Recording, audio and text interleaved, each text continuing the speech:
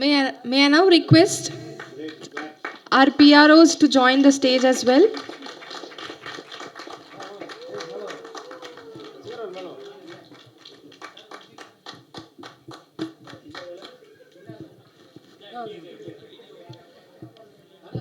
Requesting you to please.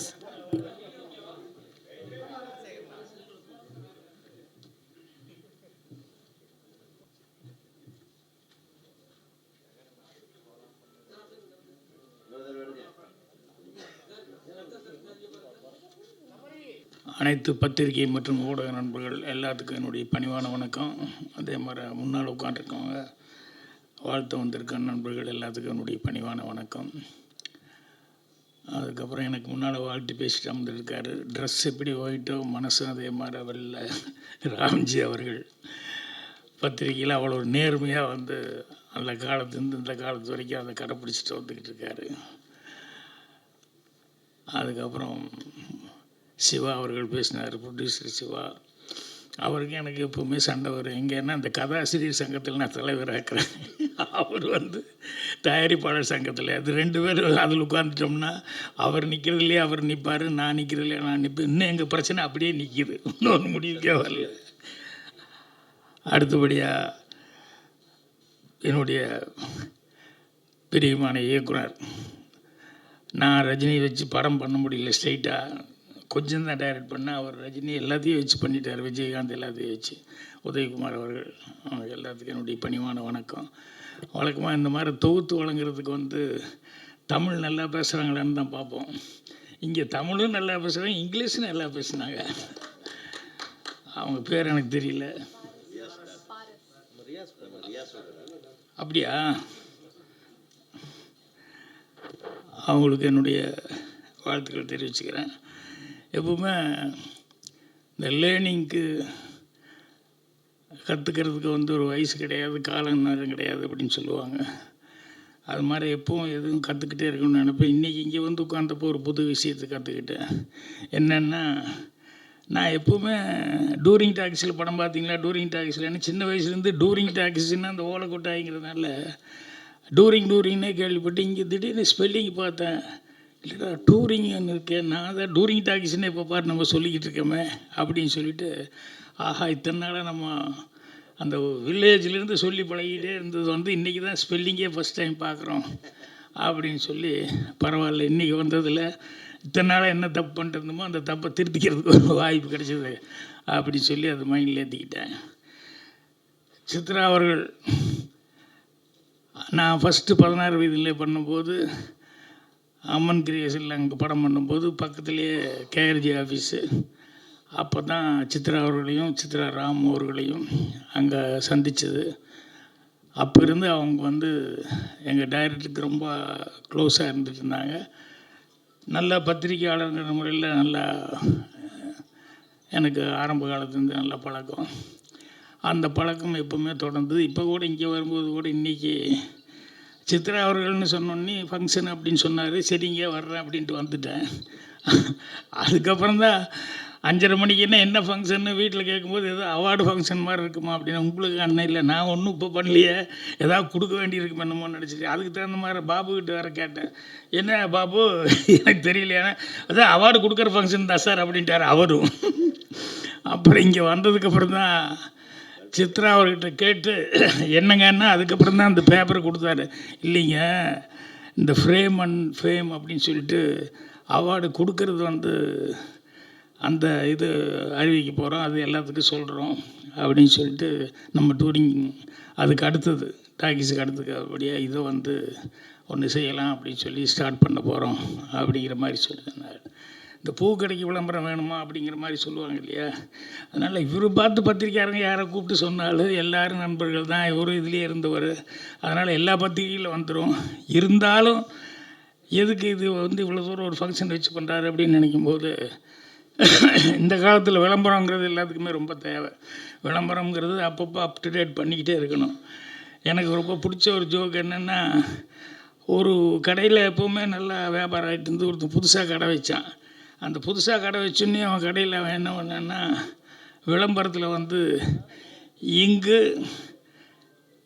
வேறு எங்கும் விட குறைந்த விலையில் இங்கே கிடைக்கும்.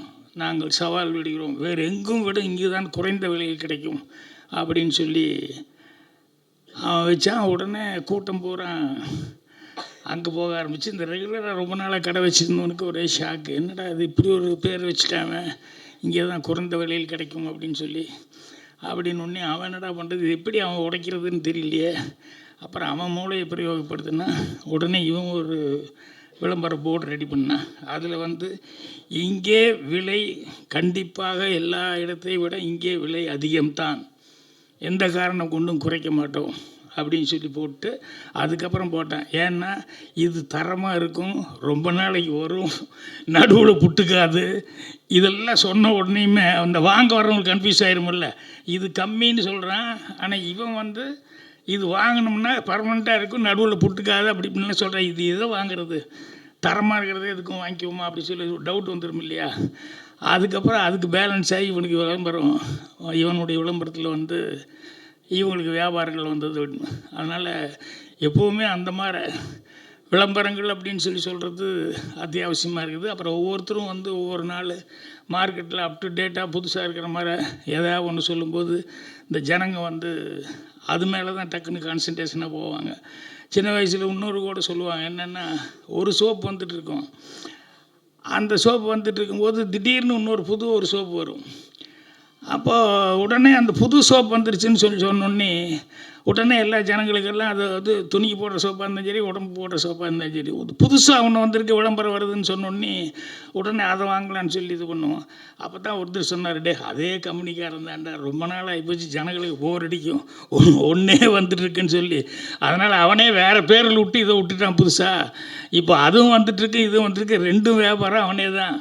அது கொஞ்சம் குறைஞ்சுன்னு இதை பண்ணிக்குவான், இது ஒன்றும் இல்லை, மூணாவது ஒன்று ஸ்டார்ட் பண்ணிக்குவான் அப்படின்னு சொல்லிட்டு அப்போ இருந்தே இந்த விளம்பர உக்திகள், வியாபார உக்திகள் இதெல்லாம் சொல்லுவாங்க. அது மாதிரி. அதனால் சித்ரா அவர்கள் இதை கரெக்டான முறையான விதத்திலே நம்ம ஃபங்க்ஷன் வச்சு பண்ணிக்குவோம் அப்படின்னு சொல்லி அந்த ஃபேம் அப்படின்னு சொல்லி அந்த அவார்டு ஃபங்க்ஷன் சொல்லியிருக்காரு. அந்த பேர் உதயகுமார் சொன்ன மாதிரி வித்தியாசமாக இருந்தது. நான் அது இப்படியும் சொல்லி பார்க்கலாம், ஃபேம் இன் ஃப்ரேம் அப்படின்னு சொல்லி கூட சொல்லி பார்க்கலாம். அப்படி சொன்னாலே அது அழகாக மேட்ச் ஆகிற மாதிரி தான் இருக்குது. அந்த மாதிரி ஒரு நல்ல டைட்டிலாக வச்சுருக்காரு. இதில் எனக்கு 2 இது. ஒன்று என்ன அப்படின்னா, ஒரு விதத்தில் ப்ளஸ் பாயிண்ட் எனக்கு என்னன்னா, நான் ஜூரியில் தலைவர்கள்லாம் தேர்ந்தெடுக்கிறவங்க, நான் ஜூரி தலைவர்னு போட்டாங்க. இப்போ என்னென்னா, இந்த ஜூரியாக இருக்கும்போது சண்டை வரும். அவர் ஒன்று சொல்லுவார், இவர் ஒன்று சொல்லுவார், இல்லை இது விட இதுதான் கரெக்டு, அதுதான் கரெக்டு அப்படின்னு சொல்லிட்டு இதில் யார் பக்கம் பேசுகிறது அப்படிங்கிற மாதிரி ஒரு சண்டை அப்புறம் அந்த சண்டைக்கு அப்புறம் தான் கடைசியில் இதில் நிறைய ரெக்கமெண்டேஷன் எல்லாம் அப்புறம் இதெல்லாம் இவங்கெல்லாம் ஃபில்ட்ரு பண்ணி அப்புறமா தான் கடைசியில் நம்மக்கிட்ட வருவாங்க. நம்ம கையெழுத்து மட்டும் போட்டால் போதும், எல்லாருமே சண்டை போட்டு முடிச்சிட்டாங்க, இனிமேல் நம்ம புதுசாக பேசுறதுக்கு என்ன இருக்குது அப்படின்னு. ஏன்னா இந்த ரெக்கமெண்டேஷன் வந்துருச்சுன்னு சொன்னோம்னா அதில் ரொம்ப ஆபத்துகள் இருக்குது. ஒரு தடவை நான் ஷூட்டிங் எடுக்க போன இடத்துல கோபியில் ரொம்ப தங்கமான மனிதர் ஒருத்தர், அவர் திடீர்னு ஒரு நாள் வீட்டுக்கு அங்கே என்னென்னா போனால் எல்லாத்துக்கும் சாப்பாடு திடீர்னு அவங்க ஷூட்டிங் எடுக்கிற இடத்துல அங்கே சாப்பாடு ஃப்ரீன்னு போட்டுருவார், இளநீ ஃப்ரீயாக கொடுத்துருவார். அப்புறம் ஷூட்டிங் எடுக்கிற இடத்துக்கு அந்த தோட்டத்தில் எடுத்தாலும் சரி, எங்கே எடுத்தாலும் சரி காசு கிடையாது. அப்புறம் ஏதாவது ஒரு பர்மிஷன் வேணுன்னா அவர் ஏய் அப்படின்னு அவர் கை காமிச்சாருன்னா உடனே விட்டுருவாங்க. இப்படி ஒரு தங்கமான மனிதர். அவர் ஒரு தடவை திடீர்னு ஒரு நாள் வீட்டுக்கு வந்துட்டார். வணக்கம் சொல்லி, ஒன்றும் இல்லை, எனக்கு வேண்டப்பட்டவங்க ஒரு பொண்ணு படிச்சிருக்காங்க, மார்க் வாங்கியிருக்காங்க, இந்த எம்பிபிஎஸ் சீட்டு எம்ஜிஆர்கிட்ட நீங்கள் சொன்னால் நடக்கும் சொன்னாங்க. நொன்னி எனக்கு ஒரே டென்ஷன் ஆகிட்டேன். அதனால் நீங்கள் பார்த்து நான் எப்போ எதுவும் கேட்க மாட்டேன் யாருக்கிட்டேயும், உங்கள்கிட்ட அவங்க ரொம்ப தொல்லைப்படுத்துனால உங்கள்கிட்ட கேட்குறேன் அப்படின்னாங்க. எனக்கு அதை விட பெரிய டென்ஷன். ஏன்னா கேட்டவர் அவ்வளோ நல்ல மனிதர், அவர் கேட்டார். ஆனால் எனக்கு என்னென்னா, எம்ஜிஆர்கிட்ட எதுவுமே நான் கேட்டதில்லை.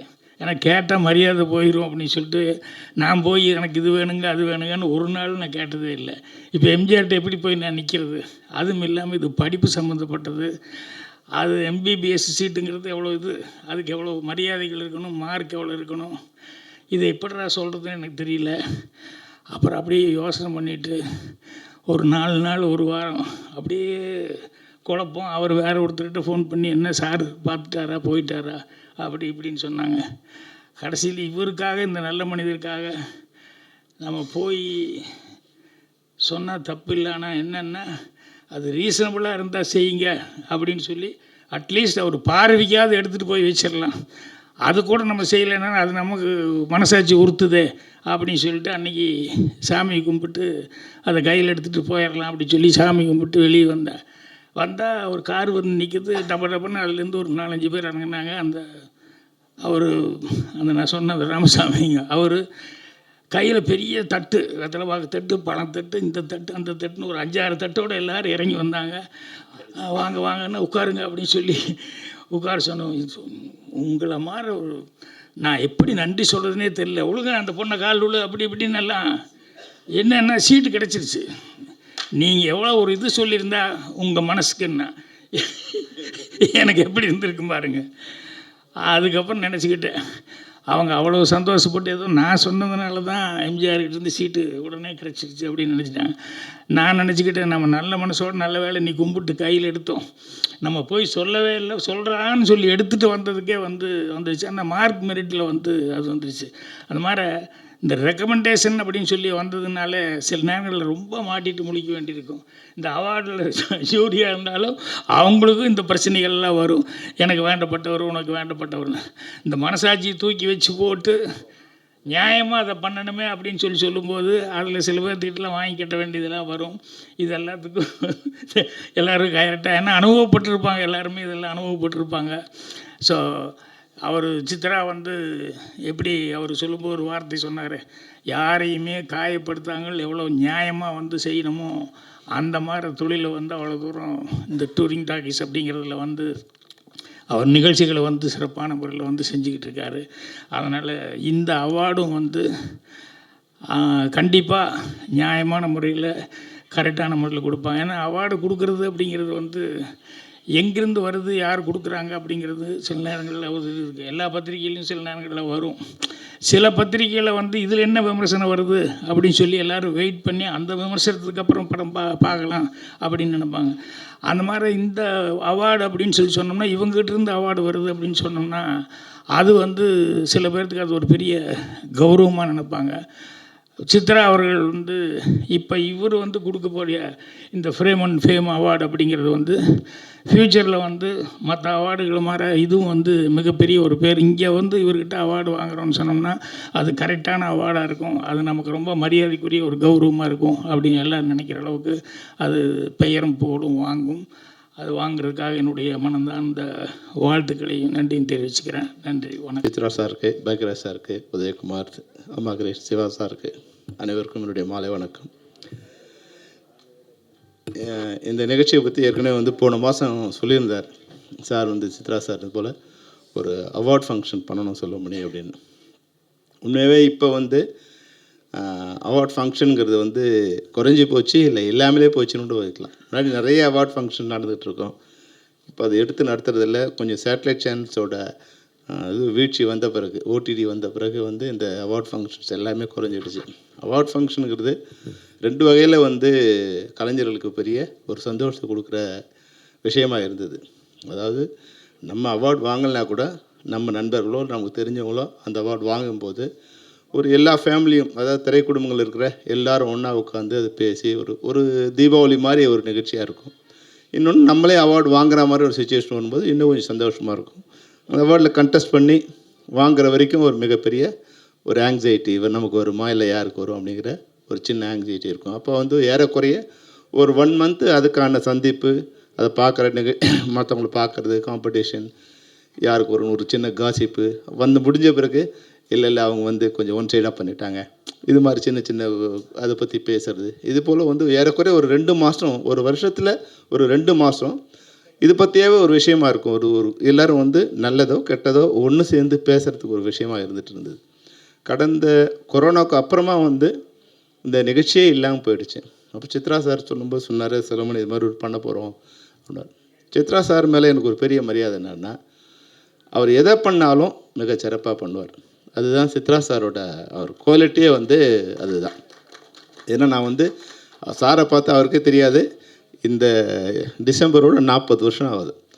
1985ல் அவரை முதல்ல பார்த்தேன். உதவி இயக்குனர் மணிவண்ணன் சாரோட உதவி இயக்குனராக அவர் முதல்ல சந்தித்தேன். அப்போ வந்து ஜல்லிக்கட்டுங்கிற ஒரு படத்தை அவர் ப்ரொடியூஸ் பண்ணுறதுக்காக வந்து நாங்கள் ஷூட்டிங் நடந்துட்டு இருக்கும்போது அவங்க வந்தார். அப்போ தான் முதலாக பார்த்தேன். அன்னையிலேருந்து இன்னை வரைக்கும் அவரோட உறவு நட்பும் தொடர்ந்து வந்துகிட்டே இருக்கு. அவர் பல்வேறு வகையில் நான் அவரோட பயணிச்சிருக்கேன். உதவி இயக்குனராக பயணிச்சிருக்கேன். அப்புறம் வந்து டைரக்டராக அவர் ட்ராவல் பண்ணியிருக்கேன். அப்புறம் ப்ரொடியூசர் கவுன்சிலில் அவர் செக்ரட்டரி, நான் வந்து ஈசி மெம்பர், அப்படி ட்ராவல் பண்ணியிருக்கேன். அப்புறம் பாரதி ராஜேஸ்வரோட நண்பராக அவர் வந்து சீனியர் நண்பர், நான் வந்து ஜூனியர் நண்பர், அப்படி ட்ராவல் பண்ணியிருக்கோம். டைரக்டர் அசோசியேஷனில் அவர் வந்து EC member, vice president, joint secretary, நான் செக்ரட்டரி, பிரசிடென்ட். அப்புறம் நட்பும் வந்து இந்த 40 வருஷத்தில் வந்து மிகச்சிறந்த நண்பராக இருந்தார். நீங்கள் நல்லா யோசிச்சு பாருங்கள். அவர் எதை பண்ணாலும், திரைப்படம் பண்ணாலும் அவரோட ப்ரொடக்ஷனில் ஒரு வேல்யூ இருக்கும். அன்றைக்கி ஏறக்குறைய ராவுத்தர் ஃபிலிம்ஸ் போல், ராவுத்தர் ஃபிலிம்ஸ் முன்னாடியோ இல்லை அதனோட இணையாவோ எல்லாருக்கும் ஒரே விதமான உணவு. நான் அசிஸ்டன்ட் டைரக்டராக இருக்கும்போது டைரக்டரும் நானும் ஒன்றா உட்காந்து அவருக்கு என்ன உணவோ அதே உணவு தான் எங்களுக்கு. அதுபோல் வந்து அப்போல்லாம் வந்து ஃபலூடாலேருந்து ஐஸ்கிரீம்லேருந்து நான்வெஜ், அவர் நான்வெஜ் சாப்பிட மாட்டாங்க, ஆனால் எங்களுக்கு 2 விதமான நான்வெஜ், இது மாதிரியான உதவி இயக்குனராக இருக்கும்போது எல்லா மனிதர்களையும் ஒரே மனிதராக ட்ரீட் பண்ணார். அது ஒன்று. அப்புறம் கவுன்சிலர் அவரோட நான் செக்ரட்டரி, நான் ஈசி மெம்பராக ஒர்க் பண்ணும்போது அந்த ஒர்க்கில் அவ்வளோ சின்சியராக இருப்பார். யார் என்ன, நீ பெரிய ஆள் சின்ன ஆள், அதை பற்றி எந்த விதமான இதுவும் அவர்கிட்ட பார்ஷியாலிட்டி இருக்காது. அப்புறம் 24 hours அதை பற்றி யோசிப்பார். இன்றைக்கி அந்த ஒர்க் முடிச்சுட்டு போனால் மறுநாள் போனார்னா இதை பற்றியான சிந்தனையோடு இருப்பார். இன்ன ஒர்க்கு என்ன ஒர்க்கு கேரி பண்ணோம், அந்த ஒர்க்கோட பேலன்ஸ் ஒர்க்கெல்லாம் முடிச்சுட்டு மறுநாள் வரும்போது ஒரு ஸ்கூல் ஸ்டூடெண்ட் மாதிரி கொண்டு வருவார்.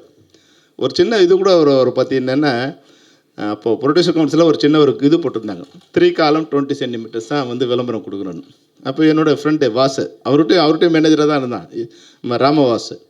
அவன் வந்து ஃபோன் பண்ணுறான் ஒரு நாள், என்னடா செல்லம், என்னப்பா என்ன சித்ராட்சன் வந்து வரும்போதே ஸ்கேலோடு வருவார் ஐயா அந்த ஆளுக்கு கவுன்சிலுக்கு 22 சென்டிமீட்டர் வந்து எனக்கு ஃபோன் பண்ணி சொல்லிட்டாருப்பா, அதை எடுக்க சொல்லி. நானாக போட்டேன், மேலே தேட்டருக்காரங்க 2 சென்டிமீட்டர் போட்டிருக்காங்க, டார்ச்சராக இருக்குப்பா சித்ராவோட அப்படின்னு.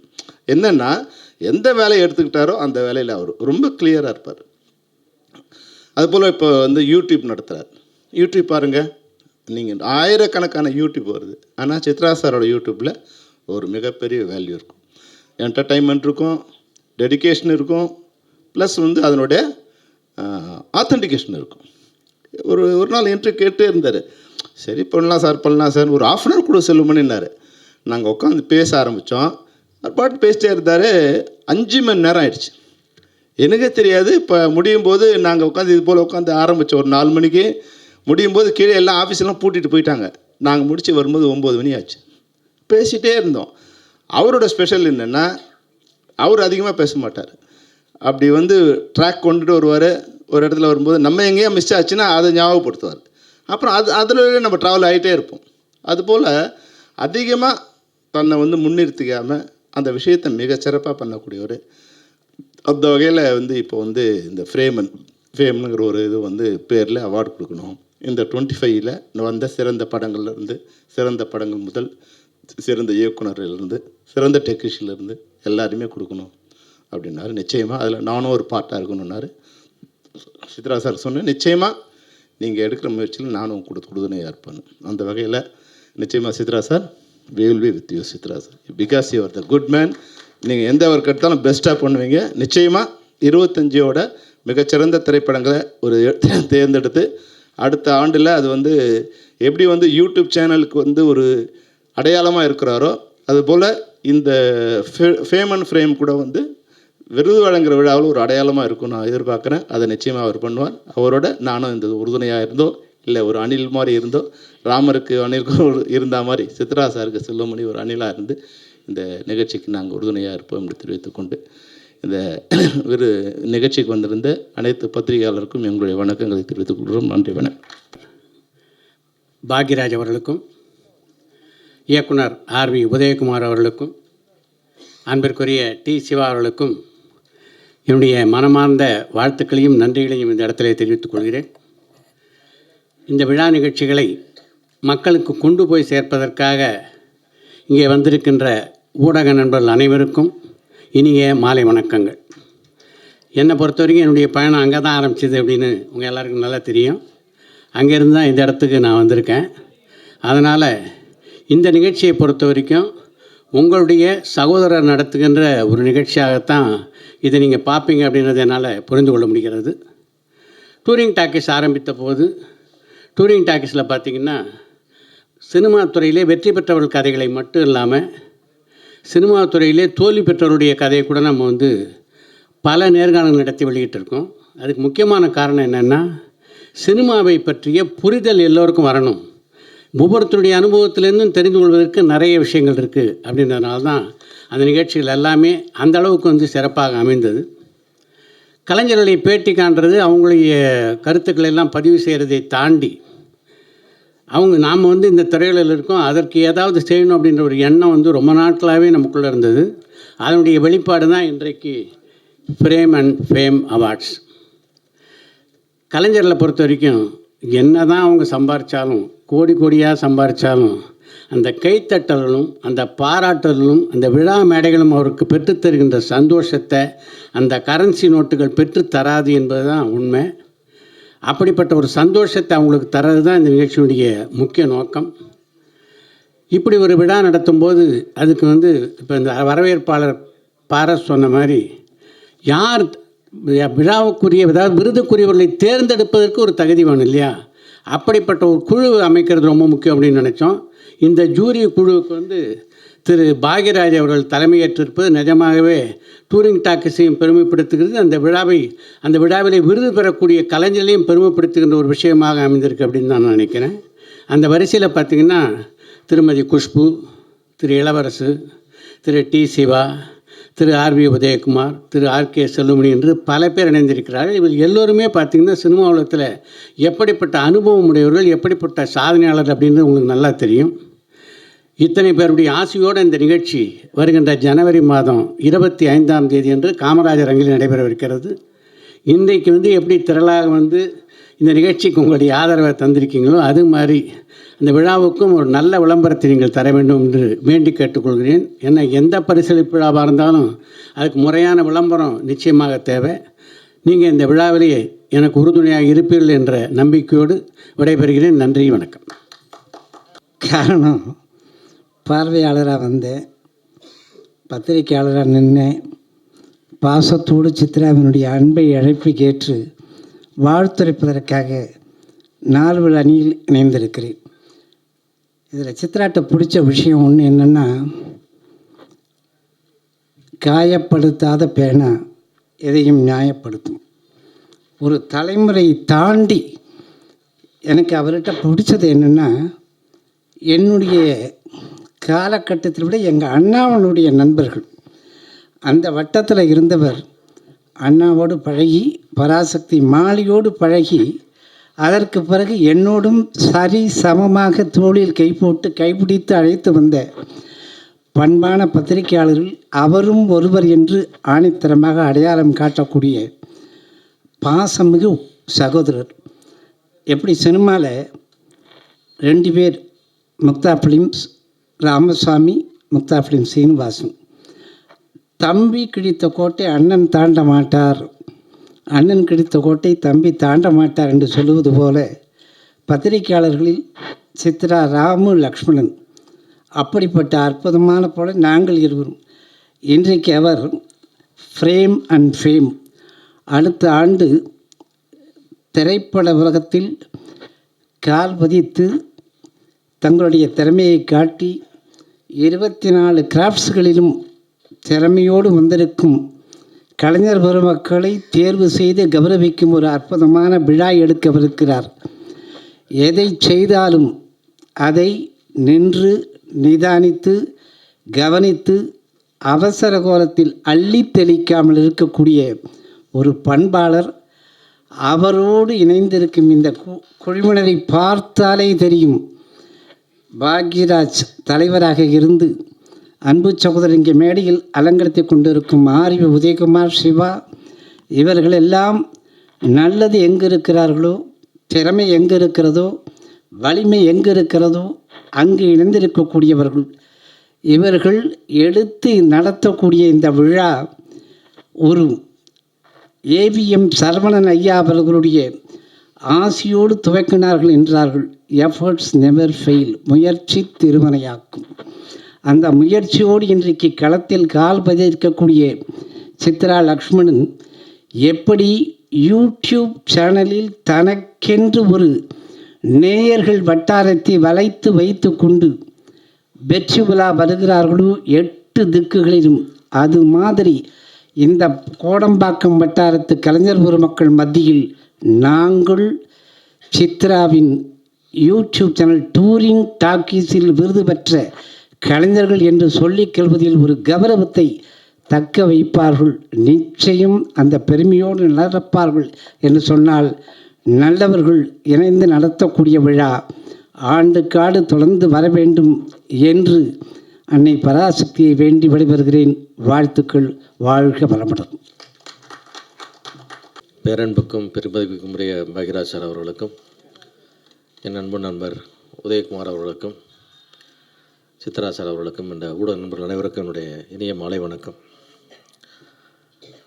சித்ரா லட்சுமணன் அது ஒரு காலத்தில் நான் சந்திப்பதற்காக தவிச்ச ஒரு மனிதர்.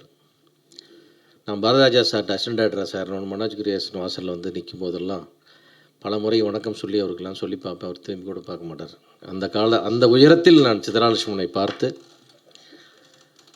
அவரை அணுவணுவாக ரசித்து, அதற்கு பிறகு அவர் தயாரிப்பாளர் சங்கத்திலே பல்வேறு பொறுப்புகள் இருக்கும்போது, செயலாளராக இருக்கும்பொழுது, அவருடைய நடைமுறையில் அவருடைய பாணியெல்லாம் பின்பற்றித்தான் பின்னாளில் நான் திருப்பியும் சங்கத்து பொறுப்புகள் வரும்போது அவருடைய இன்ஃப்ளூயன்ஸில் தான் நான் கண்டிப்பாக அந்த வேலைகளை தொடர்ந்து செஞ்சேன்.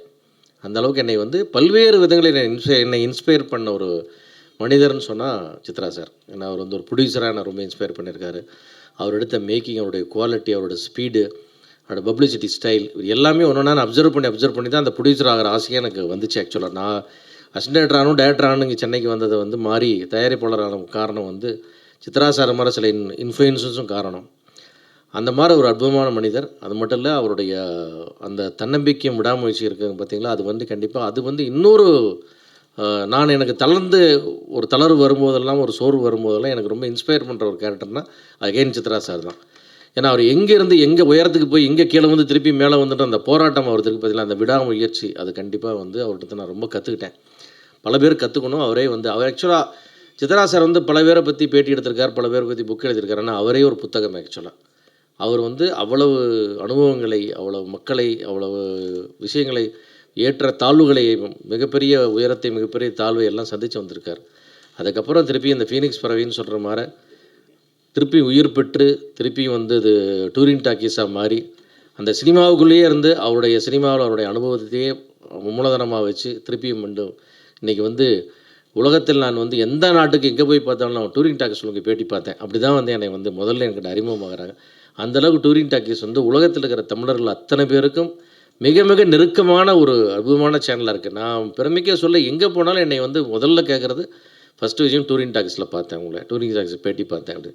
அந்த மாதிரி ஒரு பெரிய பேரை ஒரு குறுகிய காலத்தில் கொண்டு வந்திருக்காரு. அது அவருடைய முழுக்க ஒரு தனி மனிதனுடைய உழைப்பு. இதுக்கு பெரிய டீம் ஒர்க் அந்த மாதிரிலாம் எதுவும் ஒரு சினிமானா டீம் ஒர்க் சொல்லுவோம், இதெல்லாம் கிடையாது. இந்த டூரிங் டாக்கீஸ் என்பது one and only Chitra Lakshmanan. அவர் தான் அவருடைய பிரெயின் தான் அவருடைய உழைப்பு தான். ஏன்னா அவருடைய கான்டாக்ட், அவருடைய அனுபவம், அவருக்கு இருக்கிற நாலேஜ், இந்த சினிமா பற்றிய அறிவு, இது எல்லாம் சேர்ந்து தான் நமக்கு டூரிங் டாக்கீஸாக மலர்ந்துருக்கு.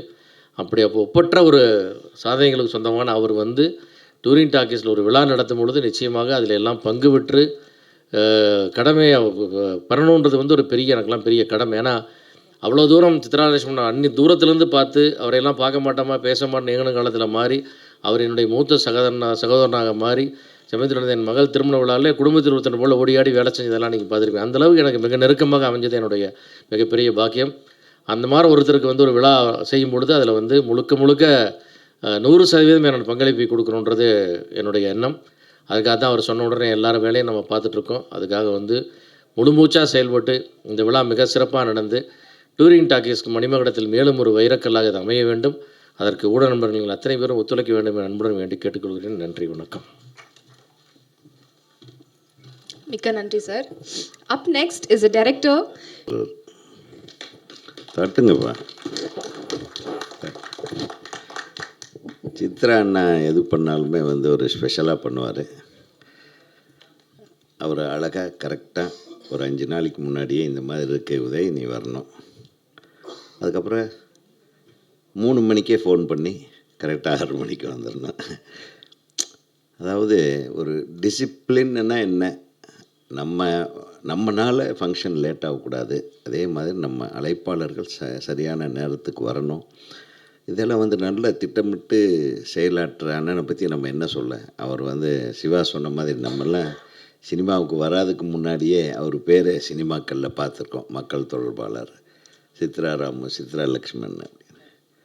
அவருடைய அருமை சகோதரர் சித்ரா ராமு அவர்களை பற்றி கூட நான் சொல்லுவேன். எப்பவுமே நான் 2 பேர்த்து ஒன்றா தான் பார்த்துருக்கேன். ஒரு 2 பேரும் ஒன்றா வருவாங்க. ஒரு எந்த நிகழ்வாக இருந்தாலும், ஒரு ஃபேமிலி மீட்டாக இருந்தாலும் அங்கே பார்த்தா இவர் மட்டும் தனியாக இருக்க மாட்டார். அண்ணன் ராமண்ணனும் இருப்பாங்க. அது ஒரு அற்புதமான ஒரு உறவு முறையோடு அந்த அப்படியே மெயின்டைன் பண்ணுற அந்த அந்த அடையாளம் இருக்குது பாருங்கள். அதெல்லாம் சினிமாவில் ரொம்ப கம்மி இப்போ இல்லைன்னே சொல்லலாம். அது மட்டும் இல்லை, ஆரம்ப காலத்துலேருந்து சிவா சொன்ன மாதிரி அவருடைய திரையுலக பயணம்ன்றது ஒரு நீண்ட நெடிய பயணம், சாதாரணமான பயணம் இல்லை. ஒரு பிகினிங்கிலிருந்து கொஞ்சம் கொஞ்சமாக ஒரு தயாரிப்பாளராக உயர்ந்து இன்றைக்கி இந்த அளவுக்கு வந்து அந்த தயாரிப்பாளராக இருந்த இதிலிருந்து அப்படியே தள்ளி வச்சுட்டு அவருடைய சகோதரர் மறைவுக்கு பின்னாடி தயாரிப்பெல்லாம் நிறுத்திட்டாங்க. அவர் தயாரித்த படங்களை பார்த்திங்கன்னா ரொம்ப பிரமாதமான படம். வாழ்க்கை, மண் வாசனை, அதாவது பாரதி ராஜாவே ரொம்ப நல்லா யூஸ் பண்ண ஒரு தயாரிப்பாளர் ஏன்னு. அப்புறம் பாக்கியராஜான்னு சொல்ல வேண்டியதில்லை, அப்போ இருந்து அவருக்கு தெரியும். அதாவது சித்ரான்னா ஒரு ஃபேமிலி இதுதான். இப்போ எங்கள் சிவா சொல்வது ஒரு அழகாக ஒரு விஷயத்தை சொன்னார். தயாரிப்பாளர் சங்கம் மட்டுமல்ல, இயக்குனர் சங்கத்தில் கூட அவர் ஒரு பொறுப்புக்கு வந்துட்டால் அந்த அந்த அந்த பொறுப்பை வந்து அழகாக செய்வார். அவருக்கு ஒரு வேலையை கொடுத்துட்டா அதை தன்னுடைய சொந்த வேலை மாதிரி எடுத்துகிட்டு பண்ணுவார். அவர் இருக்கிற காலத்தில் தயாரிப்பாளர் சங்கத்தில் இந்த பத்திரிக்கை ஒன்று மிக பிரமாதமான பத்திரிக்கை நடந்தது. அவரோட சரி, அவர் வந்த உடனே அந்த பத்திரிகை நின்று போச்சு. அவ்வளவு தயாரிப்பாளர்களுக்கு ஒரு மிகப்பெரிய வழிகாட்டியாக இருந்த ஒரு புத்தகம். ஸோ அவர் எது செஞ்சாலும் ஒரு சிறப்பாக செய்வார். ஸோ அண்ணன் வந்து இந்த யூடியூப் சேனலை பற்றி அண்ணன் சொன்னார். சினிமாவில் எல்லோரும் வந்து வாழ்த்த வேண்டிய ஒரு யூடியூப் சேனல்னா அதுதான். எந்த விதமாகத்துலேயும் அடுத்தவங்களை புண்படுத்தாமல் சினிமாவில் முன்னும் பின்னும் அன்றும் இன்றும் நாளையும் நடக்கவிருக்கிற விஷயங்களை அழகாக மிக பிரமாதமாக மக்களிடத்தில் கொண்டு போய் சேர்க்கிற ஒரு மிகப்பெரிய ஒரு உன்னதமான அற்புதமான உண்மையான சினிமா யூடியூப் சேனல்னா அது அண்ணனோட டூரிங் டாக்ஸ் தான். அதுக்கு ஒரு மிகப்பெரிய கைத்தட்டல் கொடுப்பேன். ஏன்னா நான் கூட ஒரு யூடியூப் சேனல் ஒன்று ஆரம்பிக்கலான்னு ரொம்ப நாளாக பிளான் பண்ணி அது எப்படியெல்லாம் பண்ணலான்னு பார்த்தா இவர் தான் திருப்பி பார்த்து, ஐயோ இந்த ஆள் மீறி நம்ம ஒன்று பண்ணி ஜெயிக்க முடியாது போல் இருக்கேன்னு டென்ஷன்லேயே கொஞ்சம் நிறுத்தி வச்சுக்கிறேன். என்ன உண்மையா? ஆமாம். அதனால் அவரே பல தடவை என்ன பேட்டி ஏதாச்சும் கொடுத்துட்றா அப்படின்னா முடியவே முடியாது. நான் என்னுடைய சேனலுக்கு தான் நான் என் பேட்டியை கொடுக்குறேன், இப்போ எந்த சேனலுக்கும் கொடுக்குறதில்ல அப்படிலாம் சொல்லி பார்த்தேன். இப்போ நான் ஜெயிப்பனா தோப்பனான்னு தெரியாது, அது அவர் கையில் தான் இருக்குது. கொஞ்சம் விட்டு கொடுத்தா தான் நம்ம வர முடியும். ஆனால் அடுத்த கட்டத்துக்கு போயிட்டார். இப்போ ஃப்ரேம் அண்ட் ஃபேம் ரொம்ப அழகான ஒரு விருதுக்குண்டான ஒரு வேல்யூபிள் நேம். இதுவரையிலும் உலகத்திலேயே யாரும் இந்த மாதிரி யோசனை பண்ணியிருக்க மாட்டாங்க. ஃப்ரேமில் இருக்கிறவருக்கும் அவருக்கு கிடைக்கிற ஃபேம், அதுக்கு நடுவில் எவ்வளவு போராட்டங்கள் இருக்கும். இவர் சும்மா ஃப்ரேம் அண்ட் ஃபேம்னு போட்டார். ஃப்ரேமில் தோன்ற ஒவ்வொருத்தனுக்கும் ஒரு ஃபேம் வர்றதுக்கு எவ்வளவு உழைப்பு அவன் போட வேண்டியிருக்கு. ஸோ அந்த உழைப்புக்கு தரக்கூடிய ஒரு விருதுகள் தான் இந்த உன்னதமான ஃப்ரேம் அண்ட் ஃபேம் விருதுகள் அப்படின்னு ஒரு தொடங்கியிருக்காரு. ரொம்ப வருஷமாக நம்மளும் வந்து ஏங்கிட்டு இருக்கோம். ஒரு நல்ல அவார்டு ஃபங்க்ஷன், ஒரு சினிமா எக்ஸ்பிரஸ் இருந்தது. அதெல்லாம் வந்து இப்போ அது ரொம்ப பிரமாதமாக பண்ணிகிட்டு இருந்தாங்க அந்த டைமில். அது ராம்மூர்த்தி சார் இருக்கிறவர்னு ரொம்ப அற்புதமாக பண்ணிகிட்டு இருந்தார். அது போன உடனே அந்த வேல்யூ போயிடுச்சு. அது மட்டும் இப்போ விருதுகள் வந்து வியாபாரங்களாக மாறிடுச்சு. அங்கங்கே பிட்டை போட்டு திடீர்னு ஒரு 10-15 பேர்த்து யார் வர்றாங்களோ அவருக்கு விருது கொடுக்குறதுன்னு இது ஒரு விஷயம் நடந்துகிட்ருக்கு. ஸோ இது எல்லாம் மாற்றி அமைக்கிற விதமாக யார் வந்தாலும் வரலைன்னாலும் உண்மையாக யாருக்கு அந்த விருது போகணுமோ அவங்கள தேர்வு செய்வோம். அவங்க வந்தால் அவங்களுக்கு மரியாதை, வரலைன்னா நம்மளுக்கு மரியாதை. அதனால் தயவு பண்ணி நீங்கள் அந்த விஷயத்தில் பற்றி எனக்காக நாம் தேர்ந்தெடுக்கிறவர்கள் வருகிறவர்களாகத்தான் இருக்க வேண்டும் என்பதை நம் மனதில் வைத்து கொள்ளாமல் மிகச்சிறந்த ஒரு ஒரு விருது விழாவாக உங்களது ஃப்ரேம் அண்ட் ஃபேம் தொடங்க வேண்டும். அதை தொடர்ந்து, அதாவது உலக அரங்குகளுக்கு ஃப்ரேம் அண்ட் ஃபேமில் ஒரு அவார்டு வாங்கினா உலக அரங்கில் அந்த மரியாதை வரும் அளவிற்கு இந்த அவார்டு விருதை நாம் கொண்டு செல்ல வேண்டும். அதற்கு குழுவில் எங்களை எல்லாம் ஒன்றிணைத்தமைக்கு திருமதி குஷ்பு அவர்கள், சிவா அவர்கள், இளவரசு அவர்கள், செல்வமணி அவர்கள் எல்லாம் ஒருங்கிணைந்து ஒரு பெரிய கஷ்டங்க. அது சாதாரண விஷயமில்லை. எங்களை சிக்க வச்சிட்டாரு. அது உட்காந்து பார்க்குறதுக்குள்ளே மண்டை காஞ்சிரும். இருந்தாலும் அதை ஒரு சந்தோஷமான ஒரு பயணமாக நாங்கள் எடுத்துக்கொள்ள தயாராகிவிட்டோம். உங்களுடைய முயற்சி வெற்றியடைய வேண்டும். எல்லாரும் சேர்ந்து ஒரு கரவொலியோடு ஃப்ரேம் அண்ட் ஃபேமை வாழ்க வளர்க என்று சொல்லி வாழ்த்துவோம். நன்றி. இல்லை, விருது நடிகைகள் தவிர என்ன சில கேட்டகரி வந்து கவர்மெண்ட்லேயே விருது கிடையாது. மேக்கப் மேனுக்கு, காஸ்டியூமருக்கு, சின்ன சின்ன டெக்னீஷியனுக்குலாம் அதெல்லாம் உண்டா? அப்புறம் குறிப்பாக பத்திரிகையாளருக்கு விருது உண்டா? எங்கள் டைமண்ட் சார் எங்களுக்கு ரொம்ப நாளாக கொடுத்துட்ருக்காரு.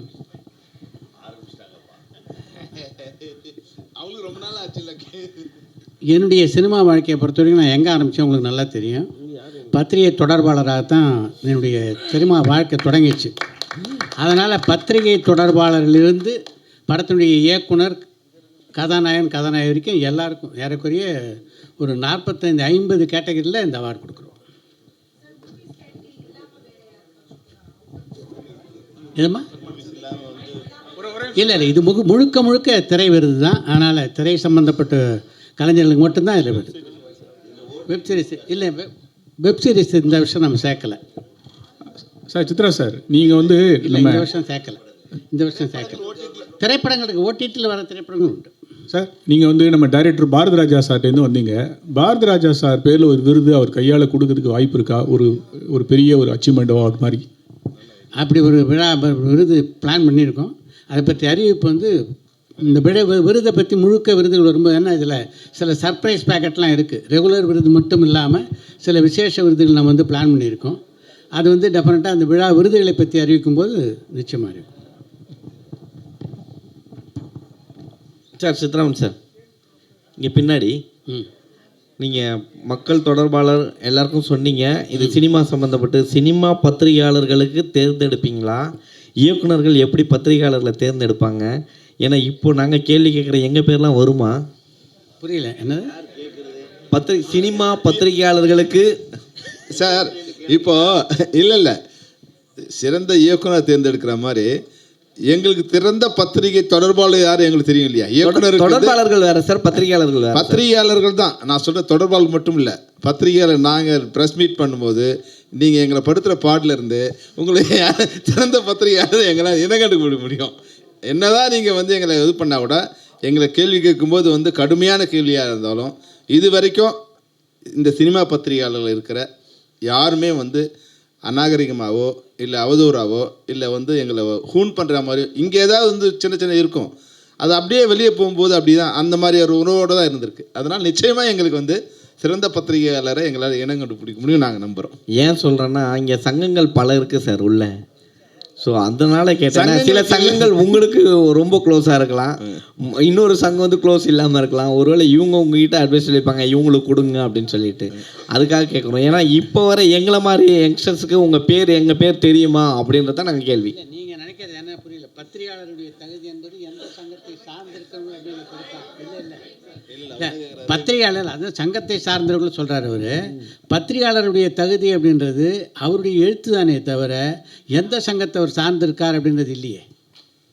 இப்போ எழுத்துக்கு தானே மரியாதை சார். இப்போ எழுத்தை தாண்டி ஃபுல்லாக பின்னாடி கேமரா தான் சார் போட்டிருக்காங்க, டிஜிட்டல் தான் வந்திருக்கு. இதை எப்படி நீங்கள் தேர்ந்தெடுக்க போகிறீங்க? பத்திரிகையாளர் வேறு ஊடகவியலாளர் வேறு எடுக்க போகிறோம். அதனால் பத்திரிகையாளர் தனி.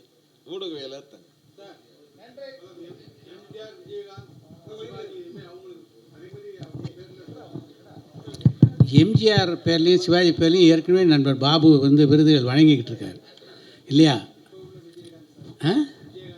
அது வந்து நம்ம கன்சிடரேஷனில் இருக்குது.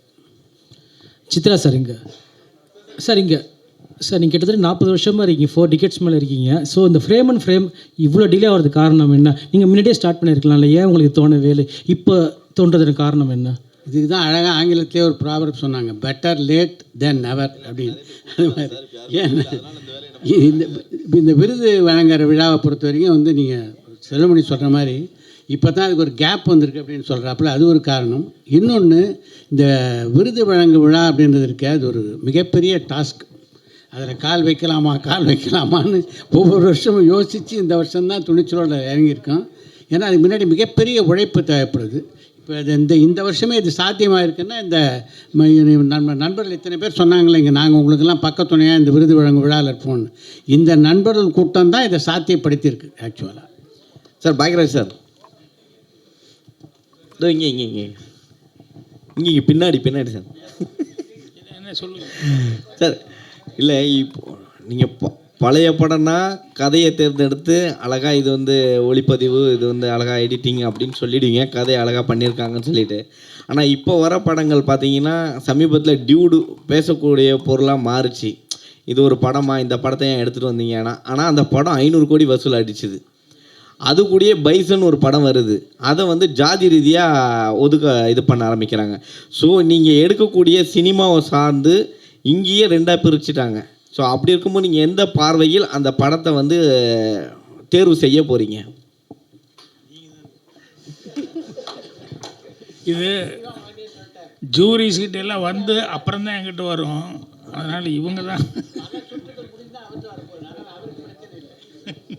ஏன்னா இங்கே ஃப்ரேம் அப்படி தான் சார் போயிட்டுருக்கு. ஃப்ரேம் அண்ட் ஃப்ரேம்னு இங்கே சினிமா இல்லை, இங்கே ஜாதி டு ஜாதி அப்படின்னு தான் கொண்டு வந்துட்டுருக்காங்க. ஸோ அதுக்காக தான் இந்த ஜூரி வந்து அவர் பார்க்க பார்வை சினிமா அப்படின்னு பார்க்குறாரு. பட் ஆனால் கொடுக்கும் பொழுது இவருக்கு கொடுத்துட்டிங்களே, இதுக்கு ஏன் கொடுக்கல அப்படின்னு வரும். அதை எப்படி நீங்கள் அட்டாக் பண்ண போகிறீங்கன்றதால தான் கேட்குறேன் சார். விருதுகளும் அதை பற்றி விமர்சனங்களை வந்து ரெட்டப்பழம் சார், சிறந்த பத்திரிகையாளர்னு எப்படி எதை கண்டுபிடிப்பேன்னு கேள்வி கேட்டீங்க. அது நான் தான் ப்ரூவ் பண்ணுறதுக்கான கேள்விகளை இப்போ நீங்கள் கேட்குறீங்க. நிச்சயமாக திரைப்படங்களை நாங்கள் திரைப்படங்களாக தான் பார்ப்போம். எடுக்கும்போது ஒரு சிலருக்கு வந்து ஜாதி அவங்களுக்கு இருக்கலாம்.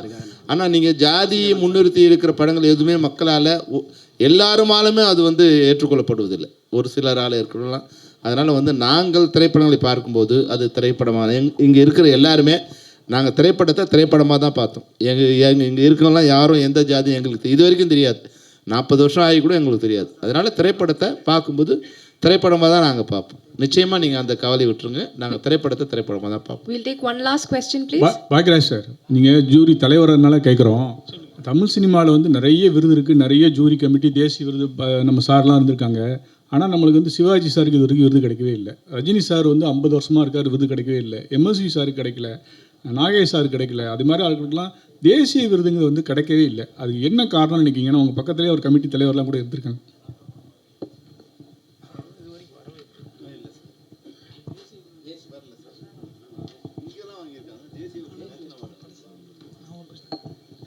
இது ஏன் தேசிய விருது கொடுக்கலன்னு நம்ம எப்படி எனக்கு புரியல, எப்படி சொல்கிறதுன்னு சொல்லி.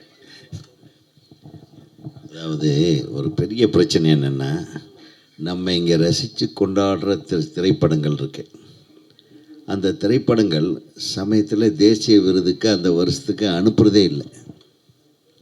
அது யார் தப்புன்றது தெரியாது. இப்போ அவங்க அறிவிக்கிற தேதிக்குள்ளே நம்ம அனுப்பணும். அது சப்போஸ் அந்த நடிகருக்கும் தயாரிப்பாளருக்கும் பிரச்சனையாக இருக்கலாம், அந்த நடிகருக்கும் டைரக்டருக்கும் பிரச்சனையாக இருக்கலாம். இது ஏதோ கேட்டால் போடுற படம் கலெக்ஷன் ஆகிடுச்சின்ட்டு படத்தை தூக்கி போட்டு அந்த டைமில் அப்ளிகேஷனே போடாமல் விட்டுறாங்க. நிறைய படங்கள் அப்படி தான் மிஸ் ஆகுது. நான் ஒரு தேசிய விருது கமிட்டியில் இருந்ததுனால சொல்கிறேன். நான் நீங்கள் பார்த்து ரசித்த நிறைய படங்கள் வரலை. ஏன்னா அது என்ட்ரியில் இருந்தால் தானே, இப்போ அப்ளிகேஷன் போட்டால் தானே நம்ம போட்டிக்கு எடுத்துக்குவாங்க. ஸோ அது ஒரு பெரிய விஷயங்கள் இருக்குது. அதனால் இதை வச்சு நம்ம சொல்ல முடியும். ஏன் சிவாஜி சாருக்கு கொடுக்கல? சிவாஜி சார் வாங்கிட்டாரு, தேசிய விருது வாங்கலையா? தாதா சாஹேப் விருது. அந்த மாதிரி ஒரு அதையெல்லாம் கடந்த ஒரு விருது கொடுக்கறதுக்காக அவர் அந்த மாதிரி தான் அந்த காலத்துலலாம் நிறைய படங்கள் வந்து விருதுக்காக அனுப்பலை. அது ஒரு சாரார் மட்டும்தான் இந்த விருதுக்கு படம் எடுக்கிறவங்க அப்படின்ற மாதிரி வச்சு அவங்க மட்டும் போட்டு அவங்க மட்டும் வாங்கிட்டு இருந்திருக்காங்க. எல்லா படமும் இப்போ தான் வந்து கமர்ஷியல் படங்களுக்கு விருது கொடுக்க ஆரம்பிச்சிருக்காங்க. இப்போ வந்து இந்த ரிஷப் ஷெட்டிக்கு கொடுத்தாங்க. போன வருஷம் நம்ம அல்லு அர்ஜுனுக்கு கொடுத்தாங்க. ஸோ அந்த மாதிரி கமர்ஷியல் படம் இப்போது நம்ம தம்பி ஒரு தனுஷ் அவர்களுக்கு கொடுத்தாங்க. இதெல்லாம் வந்து இப்போ தான் கமர்ஷியல் ஹீரோக்களுக்கு கொடுக்க ஆரம்பிச்சிருக்காங்க. அது வந்து நம்மெல்லாம் போய் கொடுக்குற அழுத்தம் காரணமாக நடித்தா கமர்ஷியல் படம்னா இது என்ன நடிப்பு நல்லா நடிச்சிருக்காருன்றது மட்டும் பாருங்கள் அப்படிங்கிற ஒரு வகையில் நம்ம பண்ணுறாங்க. சார் இது நேரடி தமிழ் படங்கள் மட்டும்தானா சார், இல்லை பேன் இண்டியா மூவிஸ் அந்த மாதிரி இதெல்லாம் கணக்கில் எடுத்துப்பீங்களா? அது மாதிரி டப்பிங் கலைஞர்களுக்கெல்லாம் விருது இருக்கா சார்? நேரடி தமிழ் படங்கள் தான். அதாவது இங்கேயா இல்லை நேரடி தமிழ் படங்கள் மட்டும்தான் இதில் பங்கு பெறும். டப்பிங் கலைஞர்கள் இருக்கா சார்? இருக்காது. All right, thank you all once again, and our heartfelt gratitude to our esteemed jury members for taking the time out and making it today. Mikka nandri.